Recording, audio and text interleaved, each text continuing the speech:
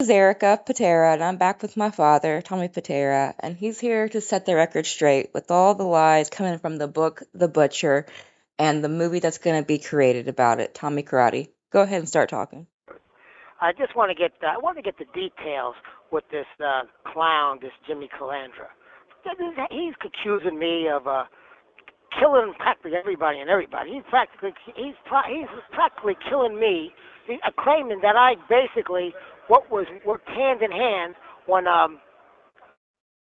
Cain decided to create murder and murder his brother Abel. He's accusing me, this Calandra, of practically everything except nailing Christ to the cross. Now he's claiming that I killed this sanitation worker. The fact is, he cannot reveal any names, time, or place when these things happen because they never happen. Now this is how you do it, Jimmy. Listen, you go February 18th, 1993. My objective was to go and obtain $1 million in a house by a woman by the name of Judy Stemtov, Shemtov, a 46-year-old mother, housewife from Staten Island, mother of two. I shot her in the face.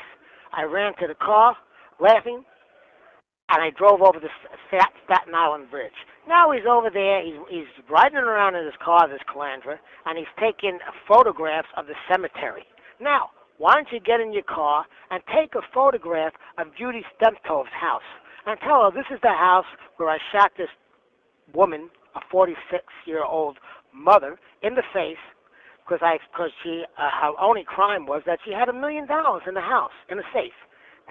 Now, out of his so-called crew, which he talks about, you have Paulie, out of the seven, three of them are dead. Paulie Galino's dead, and three of them are rats. Calandra's a rat, Joe Calco's a rat, and Mike Yamini's a rat. So out of the seven, three of them are rats. So like I said, this guy was never connected to anything. And he wants to talk about like he knows me. For example, he says I killed this Joe Pizza who was a partner of me in the bar. Being he claims he was so much time in that bar, he doesn't know that Richie David was my partner on the license. You know? Like I said, this guy, this guy's a phony. He's a fugazi. Why you guys believe in this phony, I don't know. It's like having a fake watch that says Movada on it. Come on, this guy, like I said, or a fake Rolex watch. This guy, like I said, he's a joke. Now, let's move on to these other jokes because, like I said, let's know if he's going to get in his car and take a photo of Judy Stemtov's head in Staten Island. And let him say, yeah, this is the 46-year-old mother of two that I shot in the face. Now, you also want to talk about these crimes. All of a sudden, right now, all these guys are coming out of the woodworks. Now you have Mikey Scars turning around and saying I sound like Mickey Mouse. I don't know what this guy's problem is. Maybe his problem is I don't really know Mikey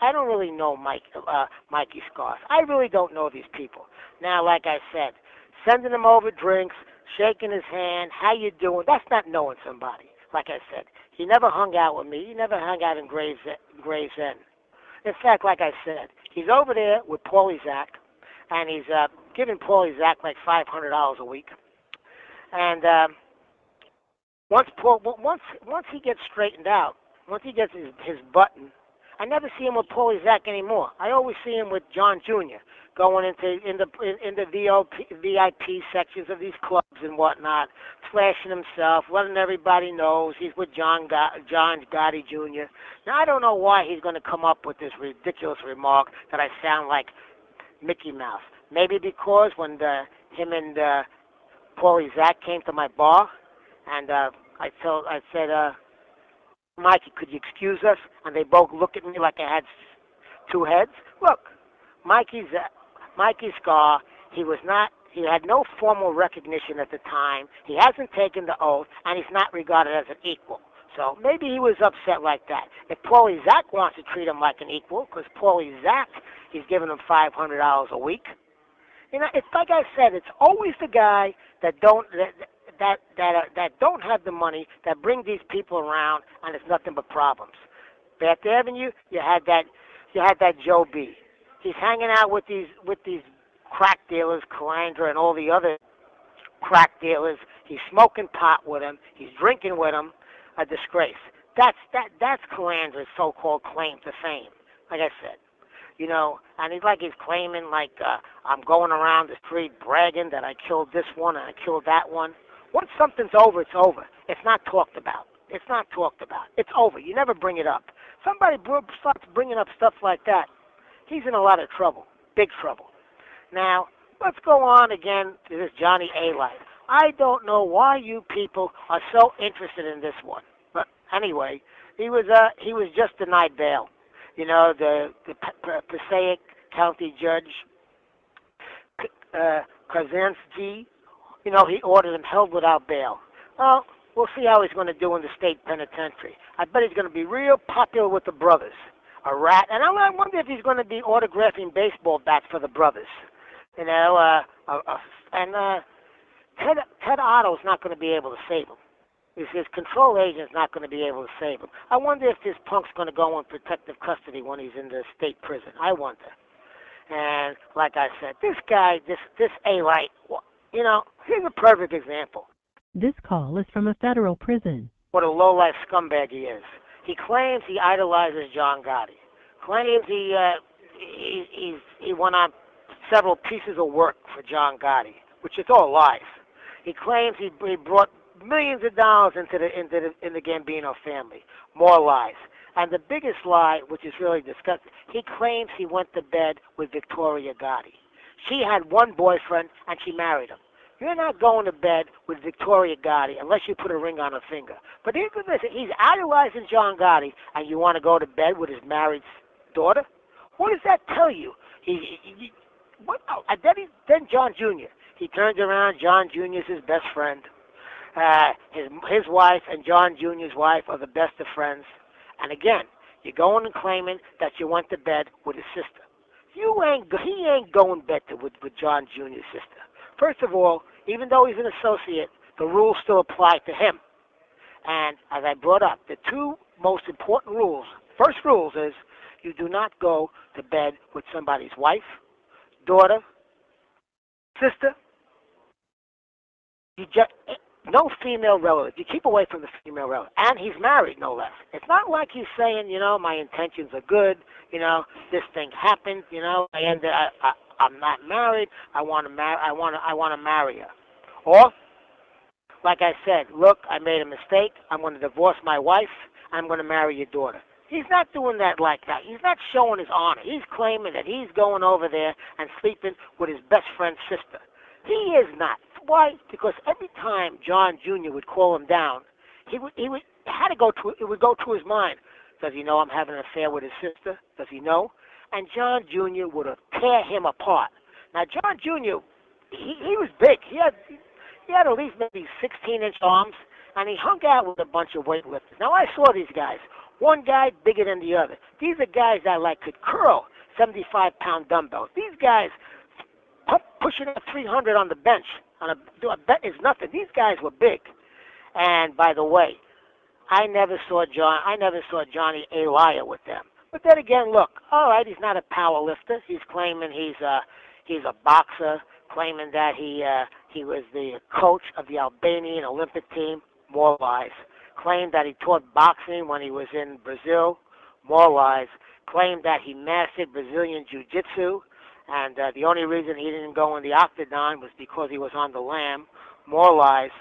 Like I said, why you guys all want to listen to this guy? I got one lie after the other.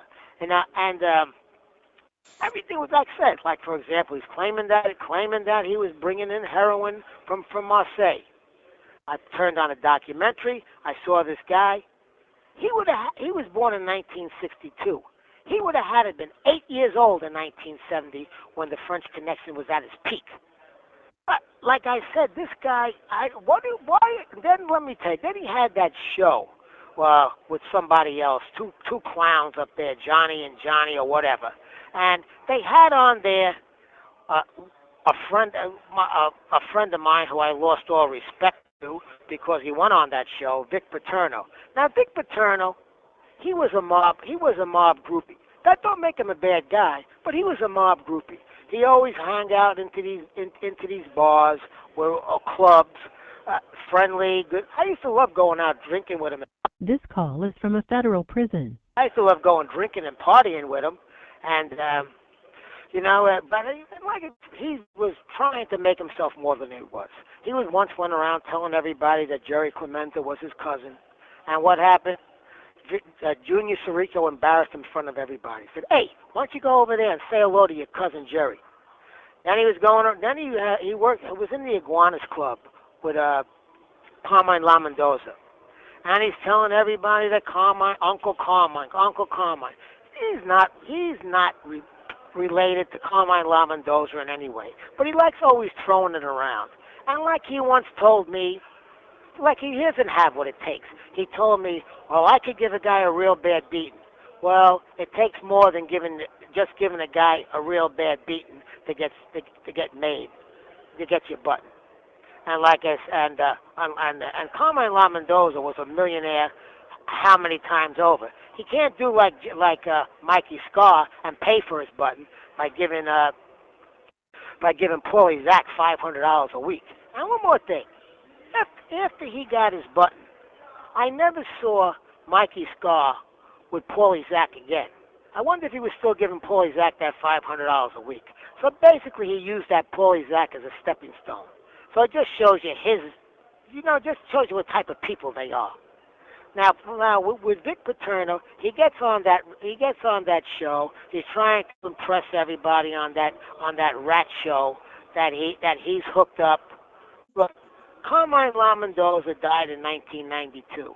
If Vic was hooked up right after Carmine La Mendoza was dead, they would have put him with somebody. And in fact, he sent me a message right after he had his son. The message was, "Tell Tommy I'm a family man now. I'm a family man." I never saw him again. He never came to my bar to Just Us when I opened it up and made a drop. A drop is when a guy opens up a club. You go over there and you spend $100, $200 to get the club off.